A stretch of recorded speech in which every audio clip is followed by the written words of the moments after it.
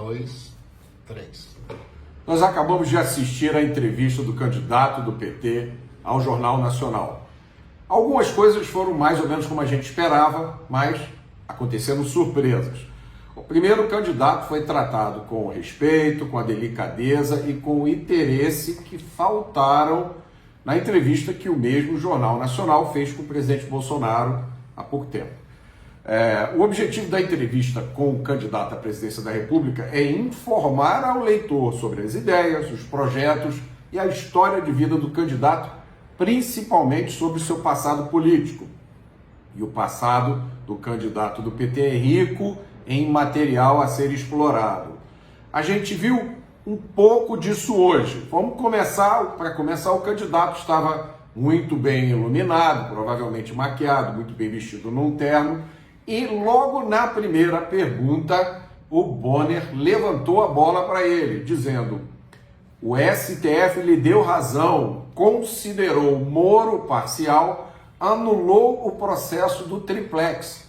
Portanto, o senhor não deve nada à justiça. E depois o Bonner mencionou que a anulação a anulação aconteceu por causa da vara, né? Na verdade, a justiça não anulou, o STF não anulou os processos porque considerou o Moro parcial. Anulou os processos porque considerou que eles foram julgados na vara errada. Houve um erro de endereço.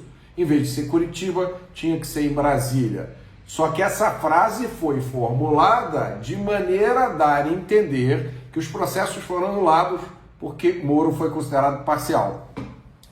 E essa frase, esse trecho, portanto o senhor não deve nada à justiça, faça-me o favor, né?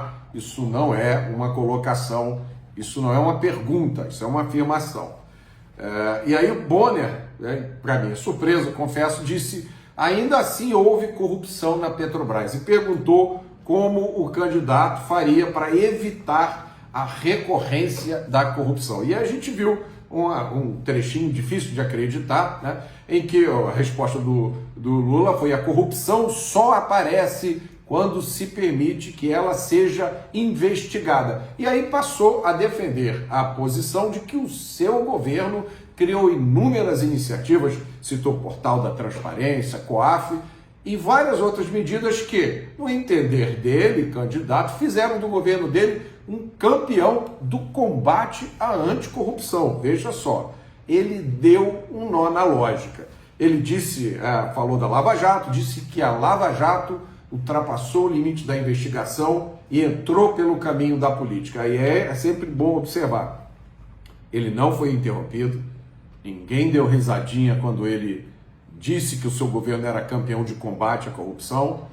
Ele teve tempo e tranquilidade para fazer ali praticamente um comício. Aí o Bonner pediu explicação de que medidas seriam tomadas em um novo governo para evitar a ocorrência de novos casos de corrupção. Eu confesso, achei a pergunta boa, o Bonner insistiu no assunto. E aí, é óbvio, o candidato fugiu da pergunta, se enrolou na própria resposta de novo, não foi interrompido, né?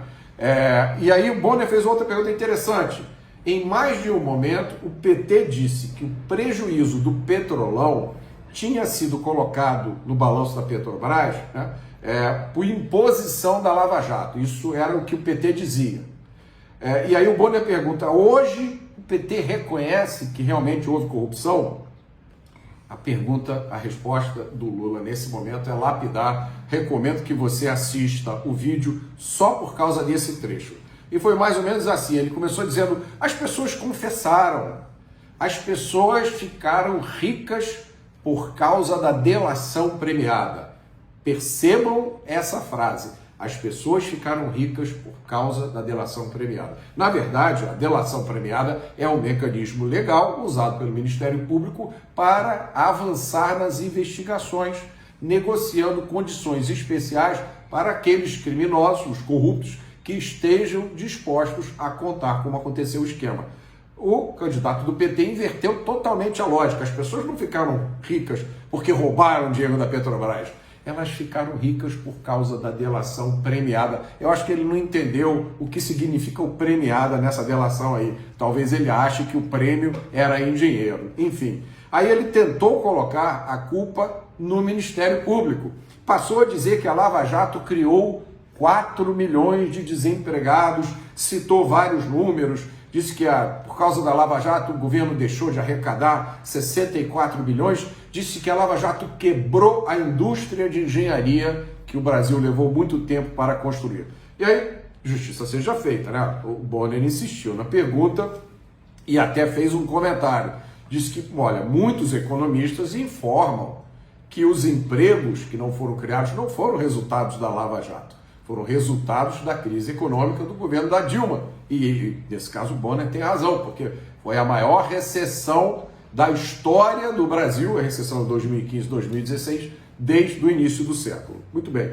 A Renata fez uma pergunta sobre a escolha do futuro Procurador-Geral da República, uma pergunta assim que eu acho que foi pouco relevante, tirou o foco do assunto corrupção que estava deixando o candidato extremamente desconfortável. Ele já tinha começado a ficar nervoso, o seu rosto começou a ficar vermelho, se você já parar aí no vídeo, ele começou a bater o pé debaixo da mesa, e aí essa pergunta da indicação do futuro Procurador-Geral da República, e aí o candidato disse, eu não quero amigo em nenhuma instituição, eu quero pessoas competentes. E aí a Renata levantou uma bola para ele, maravilhosa. A Renata disse o seguinte, tem havido muitas interferências na PF, né? Lógico, nesse governo, e aí o que o senhor pretende para que isso não aconteça? E aí o Lula disse uma coisa que ele já tinha dito numa outra entrevista, num outro comício, que merece uma pausa para reflexão. Ele disse de novo que soube com antecedência de uma operação que a Polícia Federal ia fazer na casa de um dos seus irmãos e que ele resolveu não interferir. Então, quer dizer, primeiro, que ele foi informado com antecedência sobre uma operação na casa de um membro da sua família. Segundo, que ele teve a oportunidade de decidir se interferia ou não. Essa afirmação é muito complicada. Muito bem, aí o Bonner levantou uma outra bola, depois da Renata, o Bonner levantou outra bola dizendo, todos os economistas, olha a frase, todos os economistas alertam para uma bomba fiscal que está sendo criada nesse governo com o desequilíbrio de contas públicas. Como é que o senhor vai recuperar as contas? Aí o candidato do PT tirou do bolso uma série de dados, provavelmente foram muito bem decorados, e saiu listando ali e prometeu previsibilidade e estabilidade para que os empresários tenham condições de fazer investimentos. Eu fiquei pensando como é que os empresários devem ter recebido isso diante do que aconteceu ontem, quando vários empresários foram alvos de uma operação policial pelo simples fato de terem dado opinião no grupo de WhatsApp.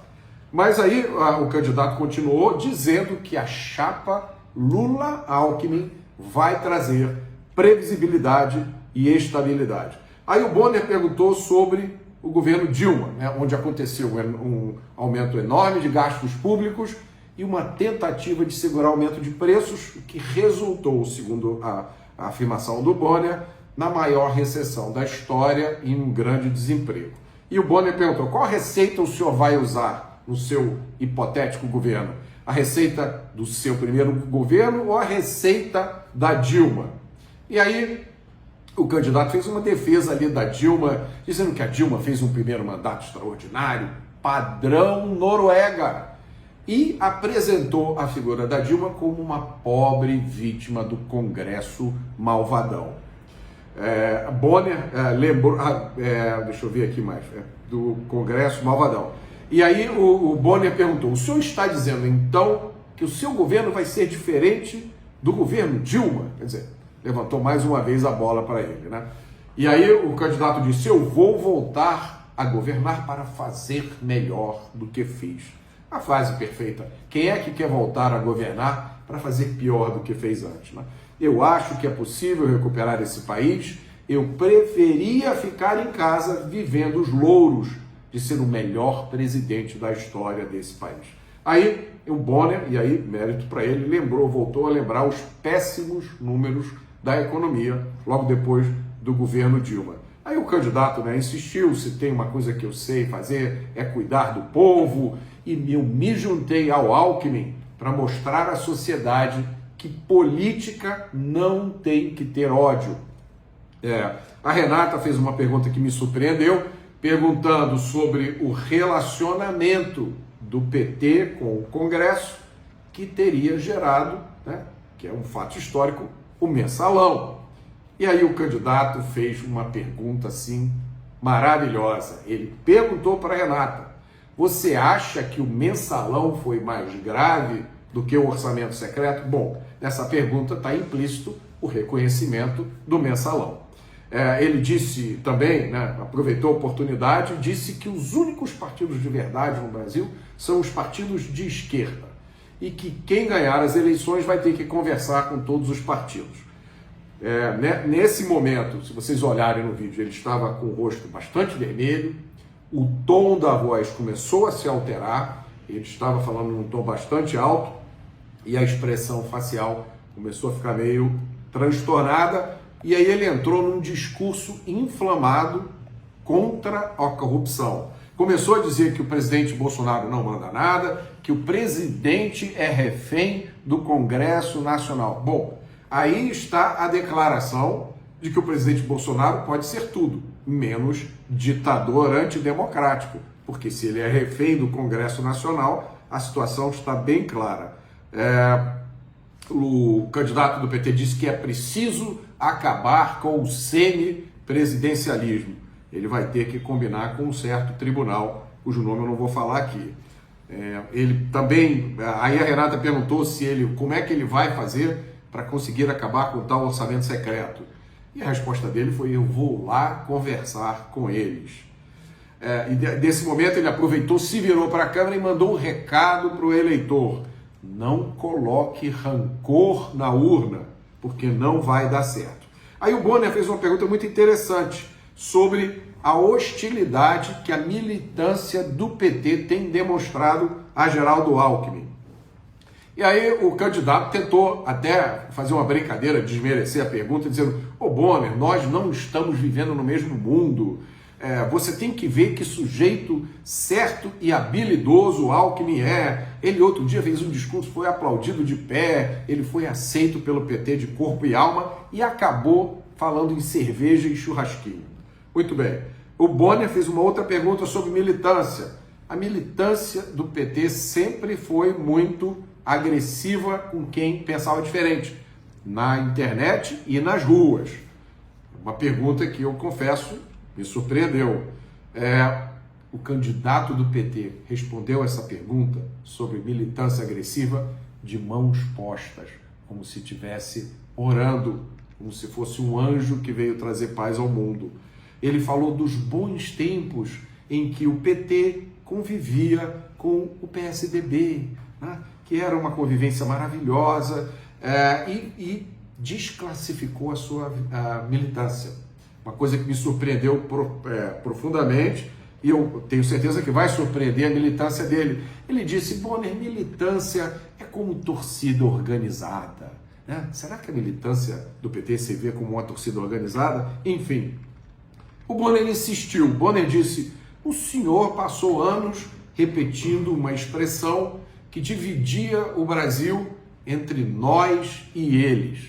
O senhor passou anos repetindo isso. E aí o Lula começou a fazer um discurso que contraria o que ele já falou várias vezes no passado recente, dizendo que polarização acontece em todo lugar. Frase dele: a polarização é saudável, é estimulante. E aí encaixou o PSDB de novo. Eu me dou muito bem com o PSDB, né? Como se a política brasileira se resumisse à convivência entre PT e PSDB. E aí citou uma frase de Paulo Freire, que eu não vou repetir aqui porque é frase de Paulo Freire, mas entrou com a frase lapidar dele mesmo, da autoria dele, dizendo que agora precisamos vencer o antagonismo do fascismo e da ultradireita. Renata, então, faz uma pergunta muito interessante, muito importante, e que eu confesso também me surpreendeu. Ela perguntou do agronegócio. Por que o agronegócio não apoia a sua candidatura? seria por causa do relacionamento do PT com o MST, e aí Lula, né, coloca na mesa uma bravata enorme. Eu quero que você traga aqui o mais reacionário representante do agronegócio e pergunta para ele se o que o Bolsonaro fez por ele chega aos pés do que o meu governo fez. Fugiu completamente da pergunta. A Renata insistiu, mas por que o agronegócio não apoia o senhor? E aí o candidato respondeu, não apoia por causa da defesa que nós fazemos da Amazônia, da defesa que nós fazemos da Mata Atlântica, ou seja, o agronegócio malvadão quer destruir a ecologia do planeta, como o Lula é o defensor número 1 da ecologia, o agronegócio não apoia a campanha do Lula. Muito bem. Aí a Renata fez uma ponderação interessante, ela diz, mas falando desse jeito, parece que o senhor está dizendo que o agronegócio, que todo o setor do agronegócio é contra o meio ambiente. Aí o candidato esclareceu, disse que não, é só um setor do agronegócio, um setor que ele chamou de fascista e direitista. E aí fez uma declaração primorosa, ele disse o seguinte, o MST, o Movimento dos Sem Terra, está fazendo uma coisa extraordinária, está cuidando de produzir. E falou que o MST é campeão na produção, se eu não me engano, de arroz orgânico. Ou seja, o MST entrou para o agronegócio, meus amigos. É isso que aconteceu. Foi o que o Lula disse. E disse o seguinte, aquele MST de 30 anos atrás não existe mais. Não é de 30 anos atrás, não. O MST que invadia propriedades, que invade propriedades, que matava animais, isso é coisa de poucos anos. E pelo que eu sei, pelas informações que eu tenho, parou de fazer essas ações ultraviolentas agora no governo do presidente Bolsonaro. E aí, para completar essa maravilha de dizer que o MST entrou para o agronegócio, que aquele MST antigo não existe mais, ele passou a falar do governo Bolsonaro que está armando as pessoas, né? Aí o Bonner fez uma outra pergunta também, que eu confesso me surpreendeu, seus adversários o acusam de apoiar ditaduras no exterior e deu ao candidato do PT a oportunidade de responder a isso. A resposta foi provavelmente muito ensaiada, com a ajuda de algum marqueteiro. Um democrata precisa respeitar a autodeterminação dos povos. Faltou alguém nesse momento explicar para ele que essa é exatamente isso que a ditadura faz. Ela desrespeita a autodeterminação dos povos. Um ditador, por definição, ele assume o poder e impõe a vontade dele em cima de todo o país. É justamente a violação da autodeterminação dos povos. Mas ninguém interrompeu para explicar a ele isso. Aí ele mudou de assunto, enfim. E aí no final, deram para ele, acabou o tempo, me pareceu muito mais do que 40 minutos, mas no final ele mandou uma mensagem dizendo, eu queria dizer que nós já mostramos que sabemos cuidar do Brasil, falou da criação de escolas técnicas, falou de famílias endividadas, falou de mulheres que não podem pagar a conta d'água. Olha que imagem maravilhosa. O PT vai voltar ao poder para que vocês, mulheres, possam pagar aquela conta d'água. Enfim, qual é o resumo dessa entrevista? Aliviaram para ele, levantaram a bola para ele várias vezes, mas ele deu vários tiros no próprio pé. Ele menosprezou a sua própria militância, ele jogou a responsabilidade dos grandes erros do governo Dilma, que obviamente são erros gestados dentro do Partido dos Trabalhadores e dos quais o Partido dos Trabalhadores participou amplamente. Ele jogou tudo isso no colo da Dilma e, por último, respondeu pessimamente às poucas perguntas que lhe foram feitas sobre corrupção. Ele, pelo tom de voz, pela expressão facial e pelo gestual, ele se mostrou inseguro, ele se mostrou nervoso, ele se sentiu ameaçado.